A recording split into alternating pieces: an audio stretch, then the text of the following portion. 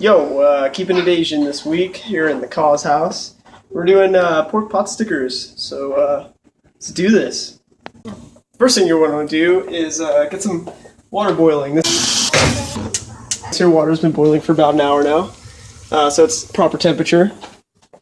And then the next thing you want to do is chop your bok choy. We're using bok choy as a filler. You can use cabbage, but this is more Asian, and we're super Asians in here.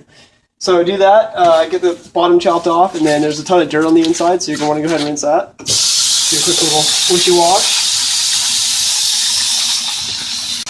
You want to make sure you get it all nice and deep on the inside there, or else you're going to get dirt and bugs can be in there and whoever knows what else, so just get it all nice and cleaned up. Alright, now chop the bok choy. Little tip here, something I learned on a cooking show myself, is if you hold the knife up towards the butt of the blade here, it actually makes it a little bit easier, a little more control on the blade. So holding it back here, you can do that whenever, do whatever you want, but I don't know, I feel it's more comfortable to do this. So let's do that. Ah! Just kidding. Just kidding.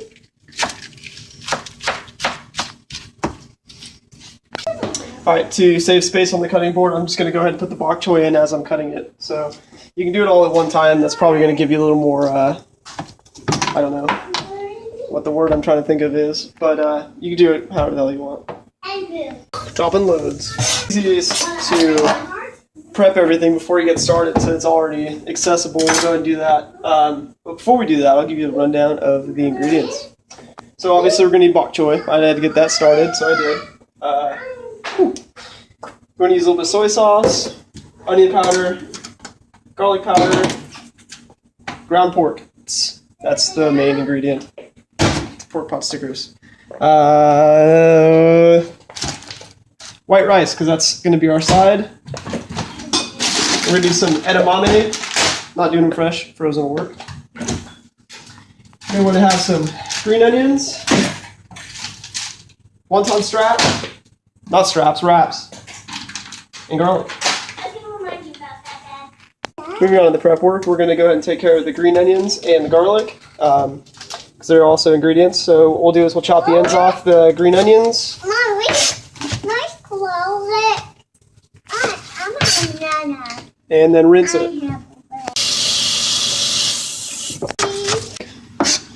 Now chop your garlic. Make sure you do it nice and small so it fits inside the wrap.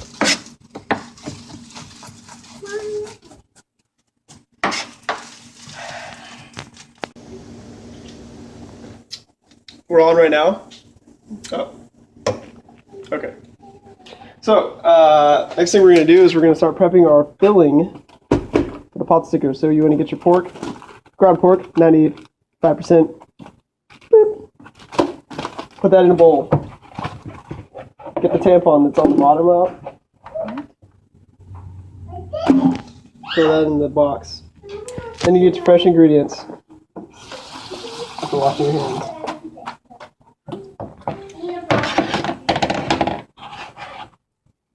Garlic and green onions. We'll add the bok choy later. Okay, so now we'll start mixing up our meat mix. First, throw a little bit of onion powder in there. There's green onions in there, but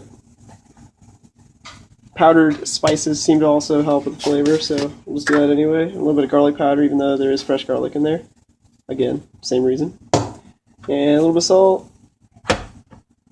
A little bit of pepper, and some soy sauce. It's probably good. Sometimes you can use sesame oil if you want to, but we're not going to do that tonight. And just mix. So we're going to use, I forgot to mention the chestnuts that we're going to put in there. We're going to use cooked ones because I'm not Martha Stewart, and chestnuts are a pain. So drain that, and then we'll chop them up real quick. Foresight. So chopping is cool, but I have this thing, so I'm going to use it for the water chestnuts.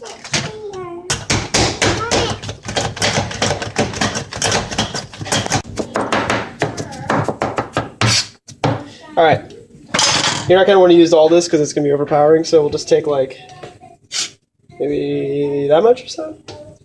toss those in there. It's more or less just for a filler than anything. So that's it.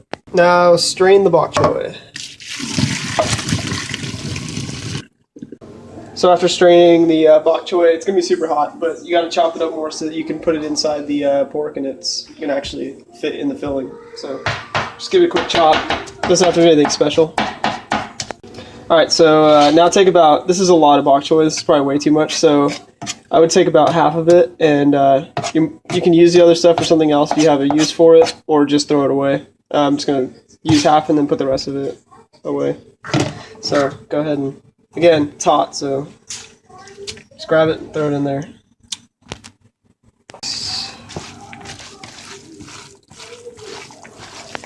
All right, now you're gonna add 1 egg, which I also forgot to mention before. Do there. And personally, I like to use a twisting motion when I'm working my meat, but I mean, that's just me. Basically just work it around, and then you can't obviously taste this because it's raw meat, so you just kind of go by smell according to how you want it to taste. You know, if you want it to have a little more soy sauce flavor, obviously put a little more soy sauce, just smell it and judge yourself by that. My meat smells good. Alright, so since you're going to be prepping and folding wonton wrappers for a few minutes, 20 about probably, it's a good idea to start the rice. So what you're going to do is just do 2 cups of water, 1 cup of rice.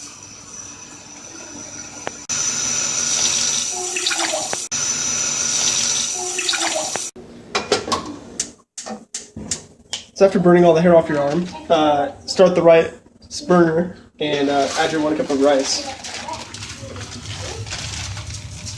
Pouring. Alright, so it's time for the real work to begin. The monotonous job of wrapping these things. So what you're going to do is get your wonton wrapper, and then grab a spoon, like a teaspoon or so. These things just happen to be about a teaspoon. Throw them in the wrapper. That's probably a little too much. It's probably about good. You want it to be about a quarter size in the middle. And then a little bit of water, wet the edges, all the way around, all 4 sides. And then from corner to corner, you want to fold it, pinch it down. Yeah, see, that was a little bit too much. It's coming out the sides. Give it some push. And then you can do like a little fold on it, and that should usually hold it in. Something like that. I'm not Asian, so I don't know all the secrets. So I messed up, so I'm going to redo that. I said quarter size, but maybe more like dime to nickel. Then corner to corner, push it together. Yeah, it's much better. You want to be able to actually have slack on each side to push it down because you want it to touch well.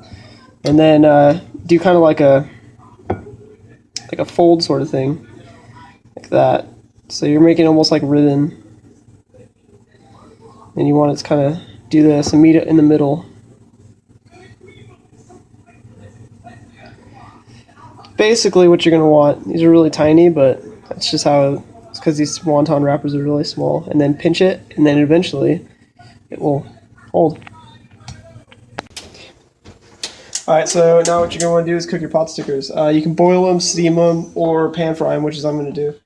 So you just get olive oil, put a pretty good amount in there. It's probably about good.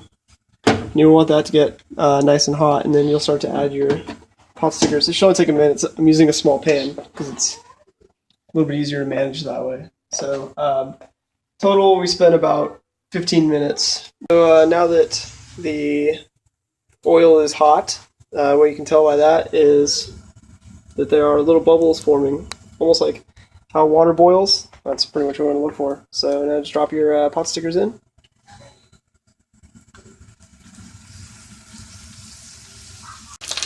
It's also a good idea to reduce the heat to medium, or else the wrapper's going to cook faster than the meat, which is a bad thing, because then you'll have a bunch of undercooked wontons. So, it's okay to sacrifice one of your pot stickers or little stegosauruses, and check the inside to make sure it's cooking properly. That'll also give you an idea of how long you should cook for. So, as you can see, it's It's incredibly hot. Perfect. So in conclusion to frying at least, about 5 minutes aside seems to be about right for those. Alright, let's make a basic dipping sauce. It's seriously basic. Soy sauce.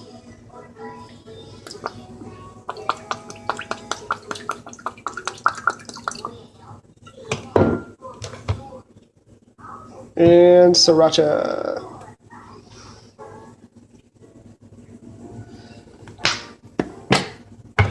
Now just stir it up, and you have a good dipping sauce.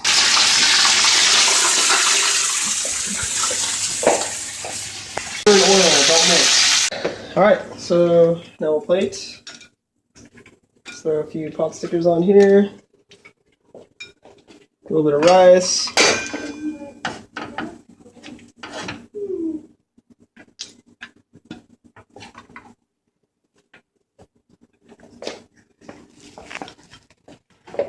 And beans.